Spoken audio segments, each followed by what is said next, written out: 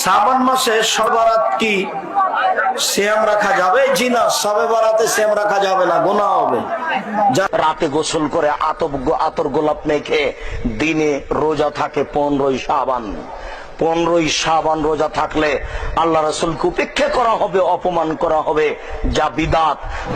উল্লেখ্য যে 14ই শাবান বা 15ই শাবান শবে বরাতের নিয়তে কেউ সিয়াম পালন করবেন না।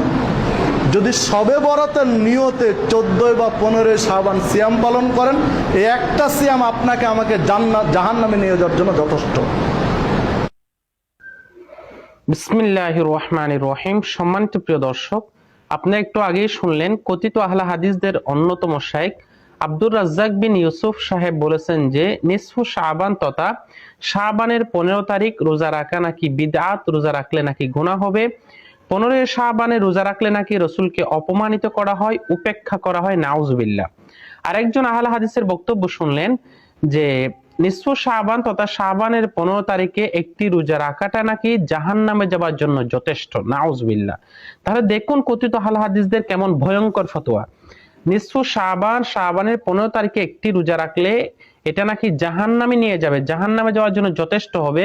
রোজা রাখলে নাকি রসুলকে অপমান করা হয়, উপেক্ষা করা হয়, বিদআত হবে, গুনাহ হবে, নাউজুবিল্লাহ। অথচ নবী করিম সাল্লাল্লাহু আলাইহি ওয়াসাল্লাম নিজেই নিসফু শাবান, শাবানের 15 তারিখে রোজা রাখতে হুকুম করেছেন এবং এই হাদিস দ্বারা ইস্তেদলাল করে বহু আহলে হাদিস আকাবিররা, শায়েখরা নিসফু শাবানে রোজা রাখাকে মুস্তাহাব বলে ফতোয়া দিয়েছেন। আপনারা লক্ষ্য করুন, ইবনু মাজাহ হাদিস নাম্বার 1388 আলী ইবনে আবি তালিব থেকে বর্ণিত, তিনি বলেন قال رسول الله صلى الله عليه وسلم إذا كانت ليلة النصف من شعبان فقوموا ليلها وصوموا نهارها।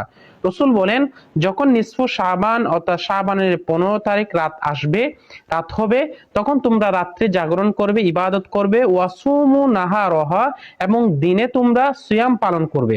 তাহলে এই হাদিস দ্বারা সুস্পষ্ট বুঝতে পারলাম রসুল বলেছেন নিসফু শাবান, শাবানের 15 তারিখে রাত্রে জাগরণ করতে এবং দিনে সিয়াম পালন করতে রসুল হুকুম করেছেন। এই হাদিস সম্পর্কে নিম্নে উল্লেখ আছে ইসনাদহু দাঈফুন লিদুফি ইবনে আবি সাবরা। এখানে ইবনু আবি সাবরা নামের একজন রাবী আছেন, তিনি যায়ীফ হওয়ার কারণে এই হাদিসের সনদ হচ্ছে যায়ীফ। তাহলে আমরা যায়ীফ হাদিসের সনদ দ্বারা বুঝতে পারলাম রসুল হুকুম করেছেন 15 শাবানে রোজা রাখতে হবে। এখন কথা হচ্ছে যায়ীফ হাদিসটা আমরা আমল করতে পারবো কি পারবো না, এ সম্পর্কে কথিত আহলে হাদিসদের অন্যতম মুজতাহিদুল আসর আব্দুল্লাহ রূপুরী রাহমাতুল্লাহি আলাইহি ফতোয়া আহলে হাদিস দ্বিতীয় খণ্ড 554 নং পৃষ্ঠার মধ্যে লিখেছেন शब-ए-बारात का रोजा रखना अफदल है, चुनांचे मिशकात वगैरह में हदीस मौजूद है, अगरचे हदीस दईफ है लेकिन फदाइल अमाल में दईफ हदीस पर अमल दुरुस्त है। অর্থাৎ শবে রাত অর্থাৎ নিসফু শাবান, শাবানের 15 তারিখে রোজা রাখা হচ্ছে আফজল, উত্তম, মুস্তাহাব, ভালো কাজ, সওয়াবের কাজ। যেমন মিশকাত ইত্যাদি ইবনু মাজাতে হাদিস উল্লেখ আছে। হাদিসটি যদিও দঈফ, তবে আমলের ফজিলতের ক্ষেত্রে দঈফ হাদিসের উপর আমল করা বৈধ।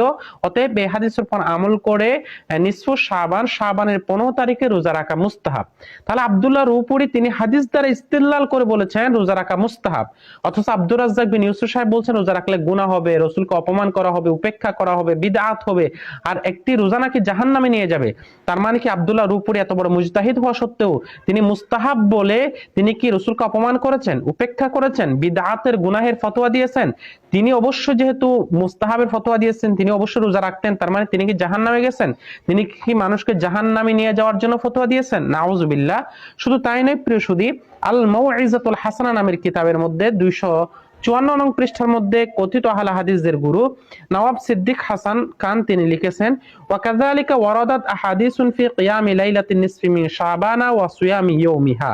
অনুরূপভাবে অসংখ্য হাদিস বর্ণিত হয়েছে যে নিসফু শাবান অর্থাৎ শাবানের 15 তারিখ রাত্রি জাগরণের ব্যাপারে এবং দিনে সিয়াম সাধনা, সিয়াম পালন করার ব্যাপারে অসংখ্য হাদিস বর্ণিত হয়েছে। তার মানে নওয়াব সিদ্দিক হাসান খান তিনিও স্বীকার করেছেন যে হাদিসের আলোকে 15 শাবান রাত্রি জাগরণ করা এবং সিয়াম সাধনা করা এটা প্রমাণিত। 3 নাম্বার আপনারা লক্ষ্য করুন যে তুহফাতুল আহওয়াজি তৃতীয় খণ্ড 442 নং পৃষ্ঠার মধ্যে আব্দুর রহমান মুবারকপুরী আহলে হাদিসদের অন্যতম ইমাম, তিনি শাবানের ফজিলত সম্পর্কে, নিসফ শাবানের ফজিলত সম্পর্কে কয়েকটি দঈফ হাদিস এনে অবশেষে রোজার হাদিসটা উল্লেখ করে তিনি একটি সমাধান দিয়েছেন। তা হচ্ছে ফাহাদিহিল আহাদিসু বিমাজমুইহা হুজ্জাতুন আলা মান জামা আন্নাহু লাম ইয়াসবুত ফি ফদিলাতি লাইলাতিন নিসফি মিন শাবান শাইউন। অর্থাৎ তিনি রোজা রাখার যে দঈফ হাদিস, এটা সহ আরো কিছু দঈফ হাদিস উল্লেখ করে সমাধান দিয়েছেন। এই সকল হাদিস ওই ব্যক্তির বিরুদ্ধে হুজ্জত যে ব্যক্তি বলে যে নিসফ শাবানের ফজিলত সম্পর্কে কিছুই প্রমাণিত না। তার মানে তিনি এই হাদিসটাকেও অন্যান্য দঈফ হাদিসের সাথে হুজ্জত হিসেবে পেশ করেছেন। তার মানে বোঝা যায় আব্দুর রহমান মুবারকপুরীর মতেও এই হাদিসটা আমল করা যাবে। প্রিয় শুধু তাহলে আমি 3টি রেফারেন্স দিলাম। 4 নাম্বার, আব্দুর রাজ্জাক বিন ইউসুফ সাহেব কি বললেন যে একটি রোজা রাখা নাকি জাহান্নামে যাওয়ার জন্য যথেষ্ট হবে, এটা নাকি বিদআত হবে, রাসূলকে অপমান করা হবে, অপদস্থ করা হবে, উপেক্ষা করা হবে। অথচ বাংলাদেশে একজন কথিত আহলে হাদিসদের উগ্র শায়েখ আছেন, তিনি হচ্ছে মুজাফফর বিন মুহসিন। এই মুজাফফর বিন মুহসিন তিনিও স্বীকার করেছেন যে শাবানের 15 তারিখে রোজা রাখলে রাখা যাবে। যেমন আপনারা তার মুখ থেকেই শুনে আসুন। আপনি শাবান মাসের 1 তারিখ থেকে নিয়ে 15 তারিখ আগ পর্যন্ত বা একবারে শেষ পর্যন্ত একটা বাকি রেখে আপনি সিয়াম পালন করতে পারবেন, এটা হলো সুন্নাত। কথা মনে থাকবে? শুধু 15 তারিখের পক্ষে কোনো সহিহ হাদিস নাই। যদি কেউ রাখতে চায় শুধু সিয়ামটা পালন করতে পারে, কেউ রাত্রিতে ইবাদত করবে এই ধরনের কোনো দলিল নাই। জাযাকাল্লাহ খাইর।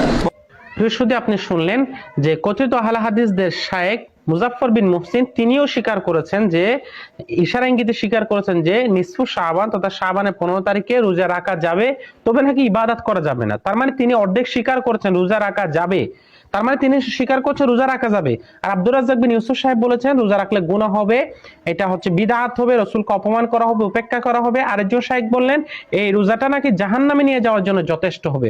অথচ রাসূল বলেছেন রোজা রাখতে, এবং ওই হাদিসটা দ্বারা কথিত আহলে হাদিসের পূর্ববর্তী শায়েখরা ইস্তিদলাল করেছেন, যা আমি ইতিপূর্বে আপনাকে দেখালাম। তার মানে বোঝা যায় অবশ্যই রোজা রাখা যাবে, এটা রোজা রাখা উত্তম, মুস্তাহাব, রোজা রাখলে অবশ্যই সওয়াব হবে, এটা হাদিস দ্বারা প্রমাণিত, সুপ্রমাণিত। আল্লাহ তাআলা আমাদের সবাইকে সর্বরকম বিভ্রান্তি থেকে হেফাজত করুন। ওয়া মা আলাইনা ইল্লাল বালাগ। আসসালামু আলাইকুম ওয়া রাহমাতুল্লাহ।